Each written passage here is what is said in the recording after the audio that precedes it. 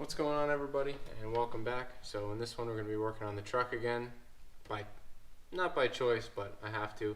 I got to fix this plug wire situation. So probably since I got the truck fired up, it's been misfiring. I probably just didn't notice. I don't have a lot of experience with LS stuff, so I don't know exactly what's going on here. It's the first vehicle I ever put a camshaft in. Yeah, so getting acquainted with everything and figuring out how it drives and whatnot is something that I hadn't really done in the past. So it's definitely drives different with the cam, and I just thought that had no power all the time, and I was just like, this is how it is with the cam. And I've regretted a little bit putting the cam in there, and the gas mileage was abysmal. It was like 8 something, and 8 miles per gallon is something that you're trying to daily is like really bad. So I was trying to get, I'd like to get 10. It's 10 it's not the best. It's decent, but I think I'm pretty good right now where I'm at 10.9. Now that I fixed my problem, or I realized what my issue was. So I think since I started, I've been melting plug wires on this thing, like it's my job. I'll show you guys the original wire that I took out is over here. This is the wire that I took out of this thing. So it's toast. This wire here it's all like damaged by heat. It was inside of a little heat sleeve. I'm interested to see how the wire looks that I put in there the other day, because I had this in there with the heat sleeve for a long time. I'm not sure when it started misfiring, but it was definitely for a while. And then I put another wire in it that was, gotta find it. I put another wire in it that I took out, and yeah, that one's outside somewhere. But that wire melted in 3 days. I didn't put any heat shield on that. It melted in 3 days. So I have a new plan for how I'm going to get this done. I'm going to try to relocate the coils. So other people have done this too, but the way this is set up now, where you have to go in and get your spark plug wires going right in between the manifold, it's really difficult to get them not to burn. So I'm going to take that harness that goes to the coil pack, extend it, and I'm going to try to find a spot for them underneath everything, down low, sort of next to the motor mount down there, because I think that's the best spot to put them. I'm going to make a little shield for it if I need to, but I think it'll be okay. They're hot up there anyway, so being that they're all hot up there, I think it won't matter if they're hot down there. So I'm just going to go ahead and relocate the coils. So here's how it went. I got all the plugs out. I keep saying plugs. I mean the wires out of this side. This is the first one I pulled out, cylinder number 1. So you can see that there's a split in this one, but I'm not sure if I created that split in removing the plug wire. I think that might be the case.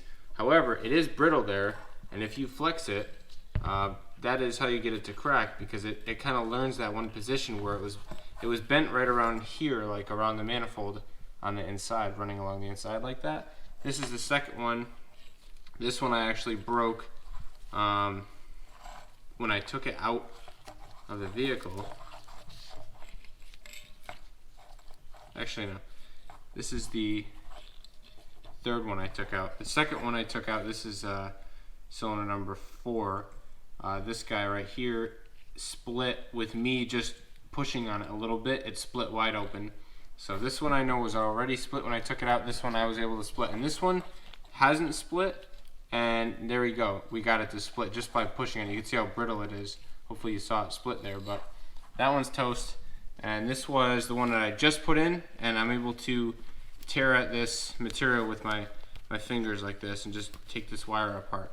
So this is only in here for one night. I drove an hour one way and an hour back to see my girlfriend, and then to work and back. So we had 2 hours, just shy of 3 hours on this wire, and it was wrapped in this shield, and you can see that it goes through the shield. It gets so hot in there. We can't have plug wires run between the manifold. It just can't work on a setup like this. So we gotta fix it. So I'm figuring out now where I want to mount my coils. I could probably mount them in here and find a spot, maybe play off of this bolt and possibly another, or I was thinking about maybe mounting them up here, and then I could run the wires down underneath here and over to all of my spark plugs. So I'm not sure what I want to do there.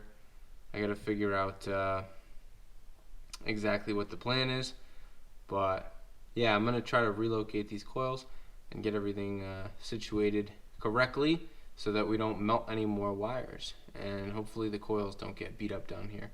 I also want to do my plugs while I'm here. I think I should be able to get to all of them still relatively easily, so I may put new plugs in there that are gapped correctly, and then I'll do the other side at a later date. I don't know that I'm going to relocate plugs on the other side, the plug wires and the coils, just because I don't think that side's melting.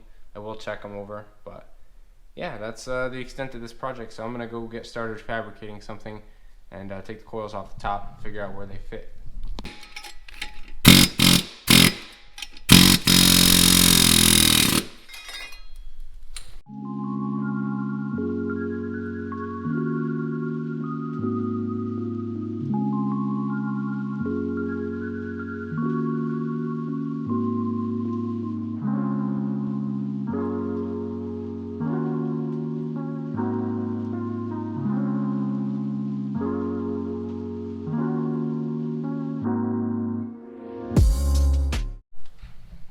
So I'll show you guys what I got so far.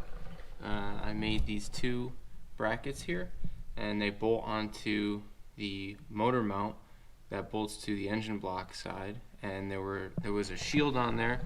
I'm not sure if I showed that part yet, but there was a shield with two rivets in it.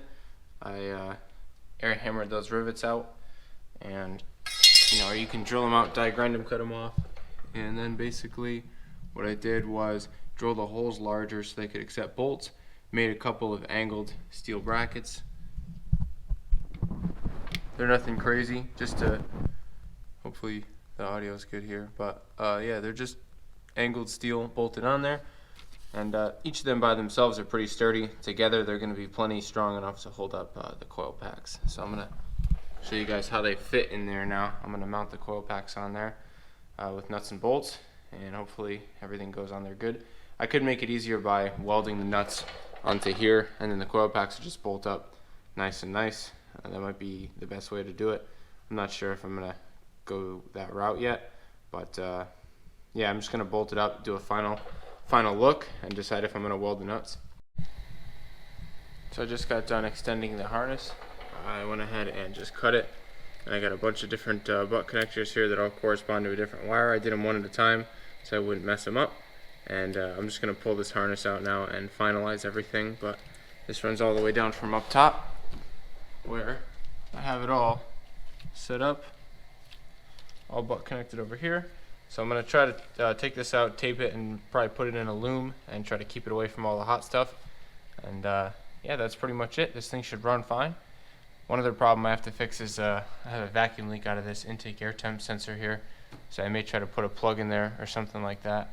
Try to plug that off, and this might be leaking too. Gotta check on that as well. But yeah, just gotta make sure we don't have any leaks, and should be good to go. And hopefully these wires don't burn and melt like all the rest of them. That would be ideal. So everything is all set now. I took it all apart to paint it, reassembled it with all of the coil wires in place. Yeah, so we've got everything all set up. They're all nice and looped in there, and on the end one I put just a little bit of heat wrap around it.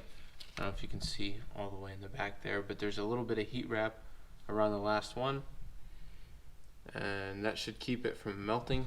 And the rest of them look pretty good too. They're not anywhere near melting, so I'm not going to do it, but the last one, the base of it just kind of touches the crossover pipe from the other side, so that's why I decided to do that. Otherwise, I did a couple other things. I bent the AC lines a little bit, so the AC line is a lot further away from that, and I bent it up top too by the receiver dryer up there, so it's kind of a ways away from the downpipe there off the turbo. You can see there's a small gap. So before it was almost touching there and almost touching over here, so it definitely needed some work. I discharged the system the other day at work, therefore it wouldn't blow off in my face. So that's what I was kind of worried about. I also put this drop shock on that I took off my old truck, So now I got drop shocks. I'm going to do it to the other side as well. Oh, and I put new spark plugs in. They are, they're BKR7E from NGK. So this is what I run in the Honda, and I had some, so I ran it in here, and you know, I liked them, but I think what I did was I had the spark plugs gapped too tight. In the Honda, I probably should open them up a little bit too, and I might do that next season. But now that I'm going to be running a little bit higher boost, I think I may just leave them where they're at. But to be honest, they were kind of a little bit of a small gap. 18 thousandths is kind of small for a low boost application, which this is considered low boost because anything under 15 pounds is, I guess, considered low boost. So over 15 pounds or at 15, which I'd like to have this thing on 15 pounds on a water meth injection. I'm going to make a video on that pretty soon. I have all the stuff, so just going to start picking away at this project over the winter, try to get my water methanol injection set up on it. So that should be pretty cool. You guys should look out for that. That's coming soon. But back to the truck here. So yeah, I think I'm going to gap these, or I already did gap them at 28 thousandths, which I think is a little bit larger for something that's going to be on 5 to 10 pounds of boost. At least for now, I think 28 thousandths is good until we start blowing out the spark. Then I'll gap it down a little bit better. But I think for now, we'll get better combustion, you know, more complete burn with a larger gap than 18 thousandths. Could have contributed to some of the foul smelling exhaust fumes at idle and stuff like that. I know it's got a cam and choppy overlap and stuff, but it just always kind of stinks. And I thought maybe the spark plug gap is a little bit too small and it doesn't really get a good burn. So we're going to try a little larger gap, burn some more of the fuel. Anyway, I'm going to go ahead and do the other side, do the shock and all that. Put this thing back together just a little bit and tie up odds and ends. I also did fix that vacuum leak. I put some epoxy inside of the intake air temp sensor that's on top there that I'm no longer using. So that's good there.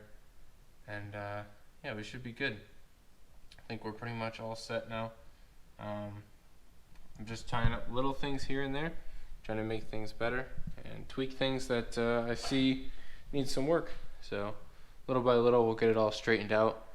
But yeah, that's how this thing goes. It's just a little bit at a time. We're getting it all figured out. So anyway, on to the other side.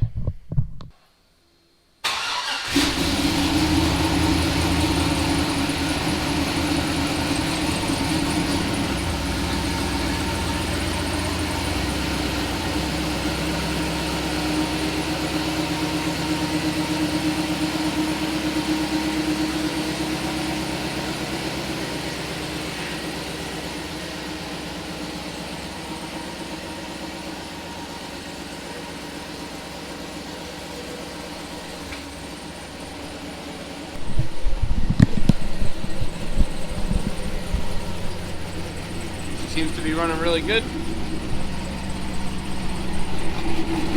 Our relocated coils are working out. You can hear that little exhaust leak from the dump here. No biggie.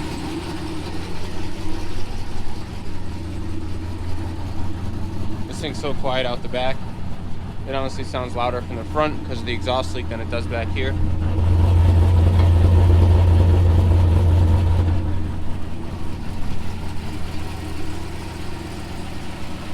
But yeah, this thing's running good, guys.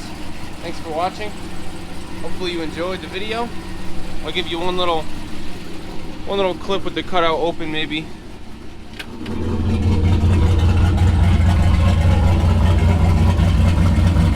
Yeah. All right. The neighborhood's gonna get upset.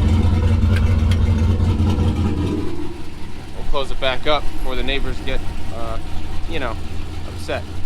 Anyway, thanks for watching, everybody, and stay tuned for the next one. Hopefully a Honda video coming up next. Peace.